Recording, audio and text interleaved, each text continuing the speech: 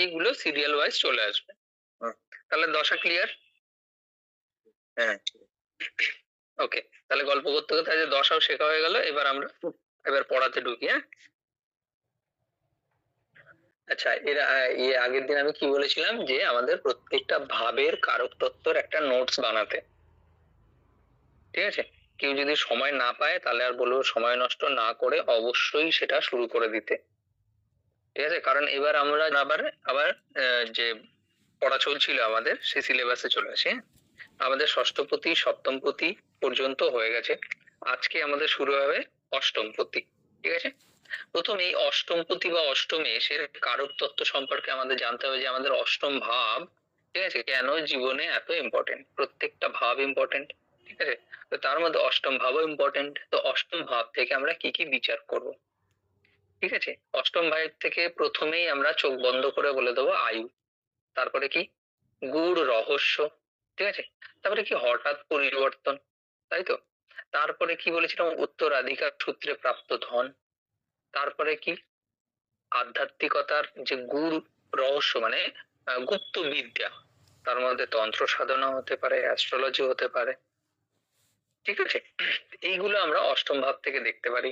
অষ্টম ভাবের প্রফেশনের মধ্যে কি কি দেখেছিলাম? অষ্টম ভাবে প্রফেশনের মধ্যে আমরা কি বলেছিলাম? ট্যাক্সেশন হতে পারে। তারপরে কি? সিবিআই, সিআইডি বা কোনো রিসার্চ মূলক কিছু একটা। ঠিক আছে, এরকম টাইপের প্রফেশন অষ্টম ভাব থেকে দেখা যায়। এই হচ্ছে অষ্টম ভাবের কারক তত্ত্ব। এই অষ্টম ভাবের একটা নির্দিষ্ট গ্রহ হয়, অর্থাৎ অষ্টম ভাবের মালিক হয়।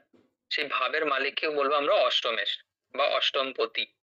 অষ্টমপতি যদি লগ্নে চলে যায় তাহলে ওই ব্যক্তি কি হবে? অষ্টমেশ লগ্নে চলে গেছে। লগ্ন মানে হচ্ছে আগের দিন কি বলেছি? শরীর। তো শরীর যদি চলে যায়, শরীর মানে আমি নিজে, আমার মধ্যে অষ্টম ভাবের সম্পূর্ণ গুণগুলো চলে আসবে। ক্লিয়ার? তো তাহলে কি হবে? জাতক ছোট থেকেই যে কোনো রহস্যের প্রতি আকৃষ্ট হবে এবং রহস্যময় প্রকৃতির হবে। ঠিক আছে, ওকে এত সহজে মানে ডিসকভার করা যায় না, এরকম প্রকৃতির হবে। এদের জীবনে হঠাৎ হঠাৎ পরিবর্তন হবে, শরীর খারাপের সমস্যা থাকতে পারে, দুর্ঘটনা বারবার আসতে পারে।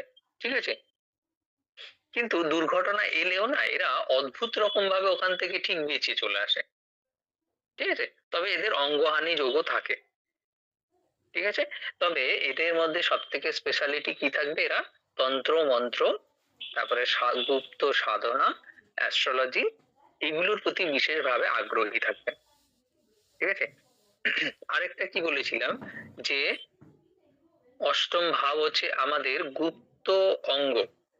ঠিক আছে, সেই গুপ্ত অঙ্গের স্থান শরীরে চলে গেছে। এর কারণে ওই ব্যক্তির মধ্যে একটু কামক প্রবণতা লক্ষ্য করা যাবে। ঠিক আছে, আচ্ছা, তারপরে এবার যদি আমাদের দ্বিতীয় ভাবে চলে যায় তাহলে কি হবে? অষ্টম পতি দ্বিতীয় ভাবে। অষ্টম পতি দ্বিতীয় ভাবে চলে গেলে কি হবে? সম্পত্তি দ্বিতীয় ভাব নাশ হবে, কিসের? হ্যাঁ, নাশ হবে, ধন সম্পত্তি ক্ষতি হবে। হ্যাঁ, অর্থ সম্পদ হঠাৎ করে আসতেও পারে, হঠাৎ করে চলে যেতে পারে। মানে অর্থ নিয়ে বিশেষভাবে চিন্তিত থাকবে এই ব্যক্তি, কারণ অষ্টম ভাবই হচ্ছে আমাদের চিন্তার কারক, দুঃখের কারক। ঠিক আছে, তবে এরা কি করবে? অষ্টম ভাব যেহেতু গুপ্তধন, ঠিক আছে, উত্তরাধিকার সূত্রে প্রাপ্ত অর্থ, তো এরা কি করবে? হয় শ্বশুর বাড়ি থেকে অর্থ প্রাপ্তির যোগ থাকবে। ঠিক আছে, অথবা এদের কি হবে? ওই যে কোনো একজন ব্যক্তি দেখা গেল যে মানে তার পরিবারে কেউ নেই, ঠিক আছে, তো এনাকে দত্তক নিয়ে নেবে, এরকম ভাগ্য এদের দেখতে পাওয়া যায়। তারপরে এদের কি হবে? দ্বিতীয় ভাব কি? কথাবার্তা তো। আর অষ্টম ভাব কি? সমস্যা। তাহলে কথাবার্তা জনিত কারণে এদের সমস্যা হতে পারে বা ভুল বোঝাবুঝি দেখতে পাওয়া যায়। ওকে, এদের কিছু কিছু ব্যবহার থাকবে যেগুলোর কারণে এদের পরিবারে শান্তি বিঘ্নিত হবে। ঠিক আছে, পরিবারে হঠাৎ পরিবর্তন আসবে, যে কোনো দিনে হঠাৎ করে হবে না এদের জীবনে। হঠাৎ করে ভিখারি হয়ে গেল, হঠাৎ করে সব হারিয়ে ফেললো, এরকম টাইপের। আচ্ছা, অষ্টম পতি যদি তৃতীয় ভাবে চলে যায়, তৃতীয় ভাব কি? ছোট ভাই বোন, তাই তো, পরাক্রম। তো অষ্টম পতি তো একটা নেগেটিভ না? অষ্টম পতি তো নেগেটিভ প্ল্যানেট হয়ে যাচ্ছে ওই জন্ম ছক অনুযায়ী। সে যে কোনো গ্রহ হতে পারে। তাহলে এবার ওখানে গিয়ে কি করবে, ভাই বোনেদের সাথে সম্পর্ক খুব একটা ভালো থাকবে না, এরা এদের জীবনে নানা প্রকার সংগ্রামের মধ্যে জড়িয়ে পড়বে। ঠিক আছে, এদের মানে অনেক ক্ষেত্রে দেখা যায় এদের কানে শোনার প্রবলেম দেখতে পাওয়া যায়। ঠিক আছে, বা কানের রোগ হতে পারে। তবে এদের মনের জোর প্রচুর। ঠিক আছে, এদের মনের জোর প্রচুর।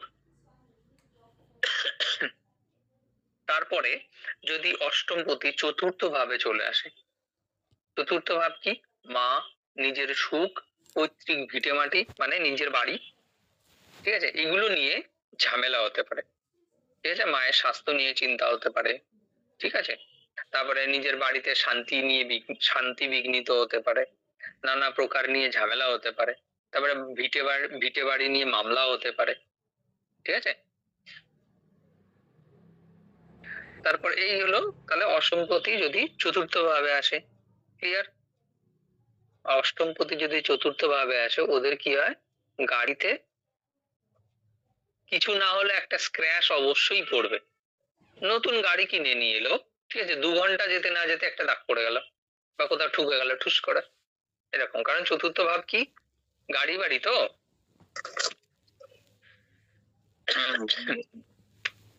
তো এই ক্ষেত্রে আমার এখনো মনে আছে একজন ক্লায়েন্টকে আমি মানে বলছিলাম যে উনি আমাকে বলেছিল যে ওনার হচ্ছে গিয়ে গাড়ি কিনেছে, নতুন ইলেকট্রিক স্কুটি কিনেছে, কিনে উনি মানে মোটামুটি বাড়ি নিয়ে যেতে যেতেই অ্যাক্সিডেন্ট করে বসে আছে।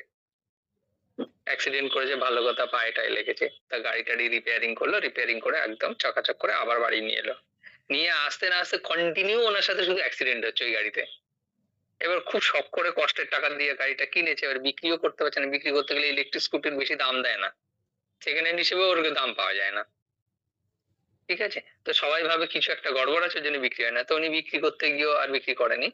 তারপরে ওনাকে আমি বললাম একটা কাজ করুন, আপনি একটা মানে পেরেক নিন বা একদম শক্তপোক্ত পেরেক বা লোহার কিছু নিন, নিয়ে ওই গাড়ির একদম ফ্রন্ট সামনের চাকার ওপরে যে মডগার্ড আছে ওখানে একদম ভালো করে মনের সুখে স্ক্র্যাচ করুন। সারা গাড়িতে করার দরকার নেই, এক জায়গাতে ভালো করে দাগিয়ে দিন, যেটা চোখে লাগার মতো। বেশি বড় জায়গার দরকার নেই, ছোট্ট জায়গাতেই করুন, কিন্তু ওটা যেন আপনার যেন চোখে পড়ে।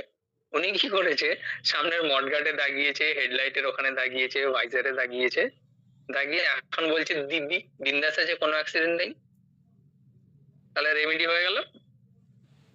তাহলে অষ্টমপতি খুশ, আর দিকে চতুর্থপতিও খুশি। রেমেডি খুব সুন্দর না? হ্যাঁ।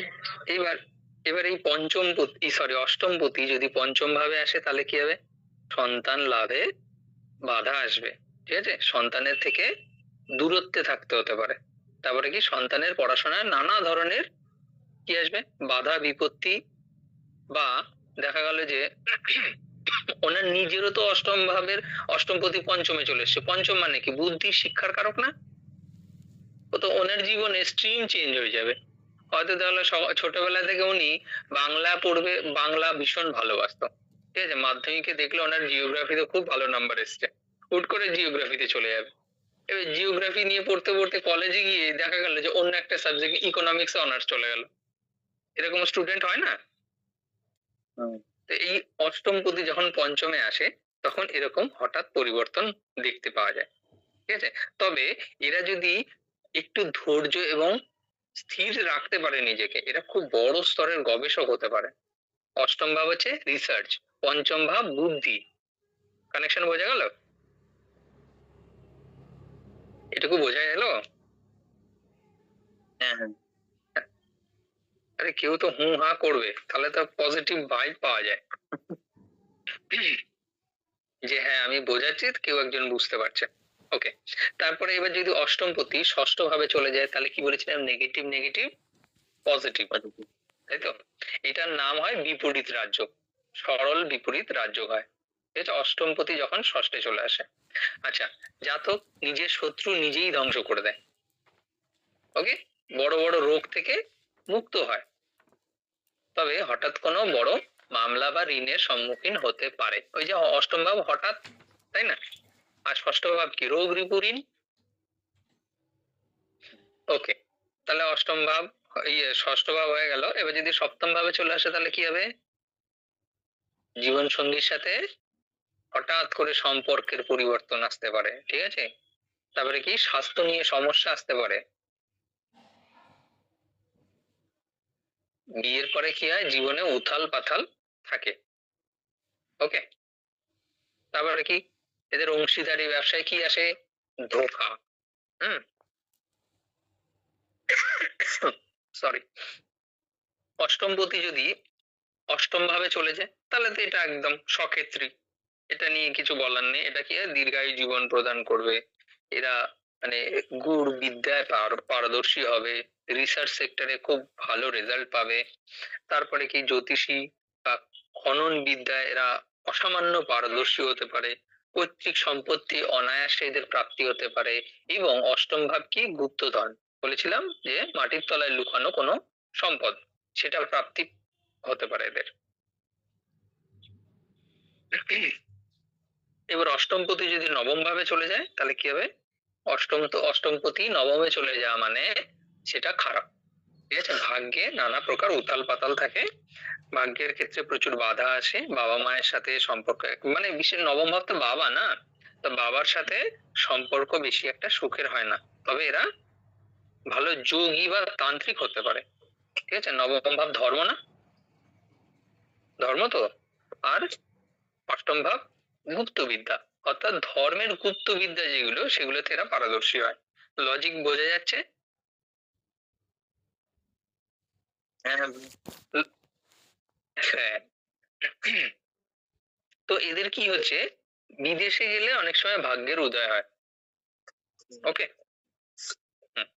এইবার যদি অষ্টমপতি দশমে চলে যায় তাহলে কি হবে? জীবনে কর্মজগতে বিশেষ বড় কি থাকে? উত্থান পতন লেগেই থাকে।